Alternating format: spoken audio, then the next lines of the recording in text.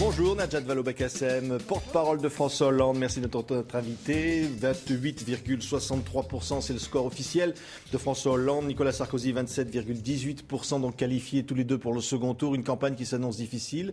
D'ores et déjà, le ton, évidemment, est monté. Nicolas Sarkozy a l'intention de s'adresser aux électeurs du Front National. Quelle est votre réaction ?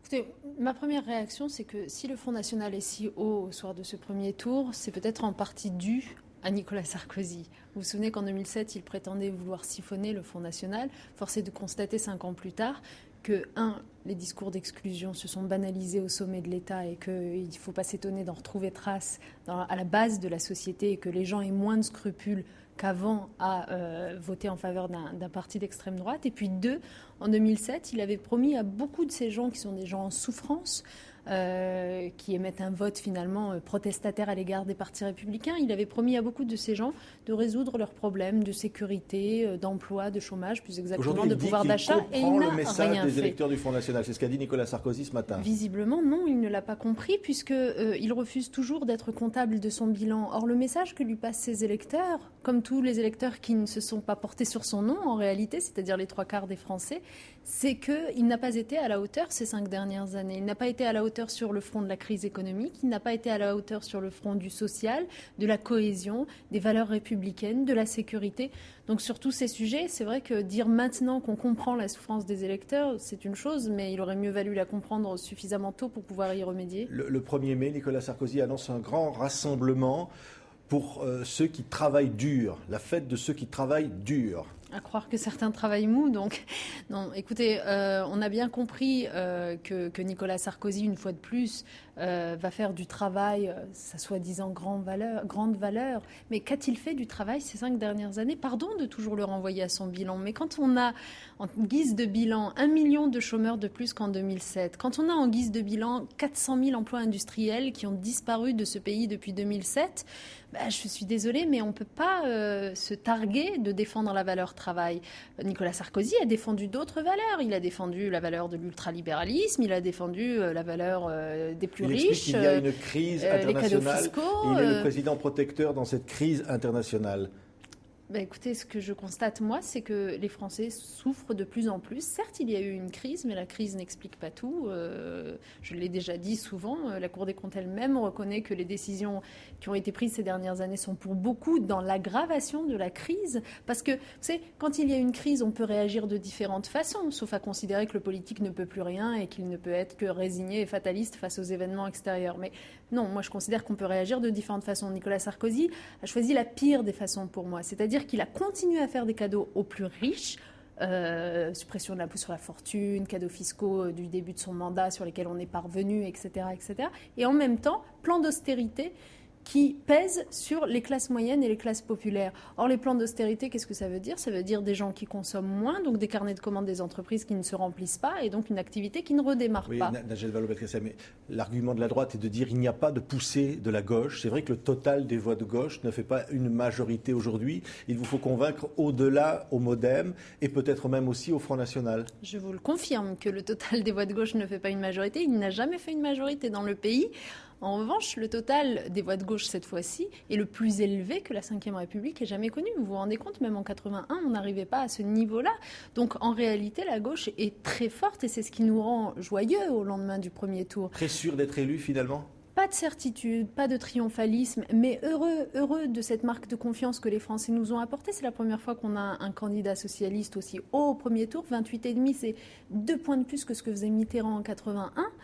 Et puis, c'est la première fois qu'on voit un président sortant ne pas réussir à être en tête au premier tour. C'est un rejet du président sortant plus qu'une adhésion au candidat socialiste. Il y a clairement un désaveu de Nicolas Sarkozy. Voilà, c'est ce qui explique qu'à peine un quart des Français se soient portés sur lui. Je le disais, mais il y a aussi une adhésion au candidat socialiste, à la gauche, à l'alternance.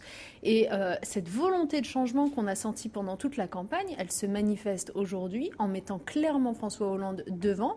Et je crois en plus qu'on a des marges de manœuvre pour progresser largement. Pourquoi ? Ça veut dire que vous allez changer, adapter votre programme pour le second tour ? Absolument pas. Nous allons garder notre cap, comme nous l'avons toujours fait dans cette campagne, avec le même programme, pas d'improvisation, pas de précipitation, pas de changement de dernière minute. Pas de négociation négociation de sous-main avec Jean-Luc Pas de Mélenchon? négociation d'état-major, non. Vous Il allez va répondre au s'agir... questionnaire de François Bayrou tout de même? Oui, je pense qu'on le fera. Pourquoi pas?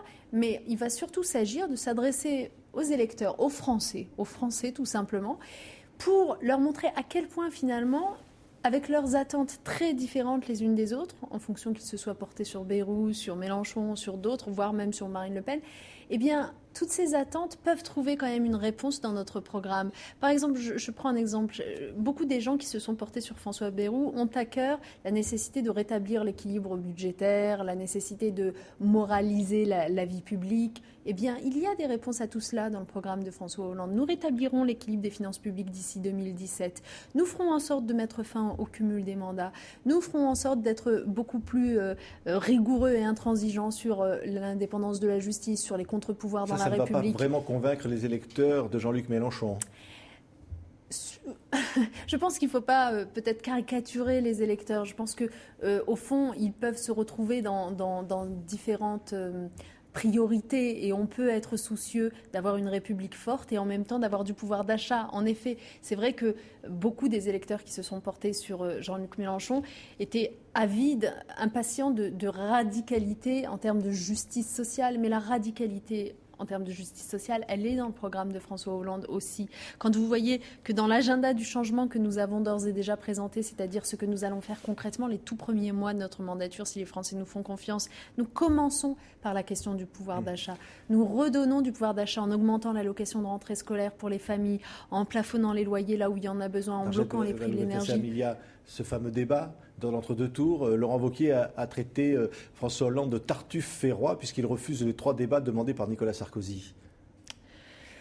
Écoutez, ce qui est étonnant avec Nicolas Sarkozy, c'est qu'on a le sentiment qu'il s'est mis le plus tard possible dans la campagne, comme s'il ne voulait au fond ni présenter ses propositions aux Français, ni surtout en débattre. À chaque fois que nous avons essayé d'avoir un débat avec lui ou avec ses représentants, là, notamment sur le bilan, ils s'y sont soustraits, ils n'en voulaient pas. Et puis aujourd'hui, à 15 jours du second tour, le voilà qui devient boulimique de débat. Mais vous savez, un débat, 2 débats, 3 débats, ça ne l'aidera pas à changer ce qui restera structurellement, à savoir un bilan désastreux, un programme inexistant. Mais ça peut aider et à en éclairer revanche les un Français projet sur un caché. certain nombre de sujets, comme le demande Nicolas Sarkozy.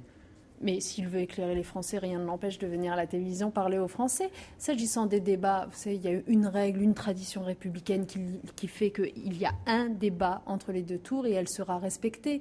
Si on commence à changer les règles du jeu, à ce moment-là, changeons tout. Disons qu'on peut même avoir 3 parties au second tour, qu'on peut même changer la date du second tour. Merci Nadia C'est ridicule d'avoir été notre invitée. Porte-parole de François Hollande, donc au lendemain du premier tour de l'élection présidentielle où François Hollande est qualifié avec Nicolas Sarkozy. Merci.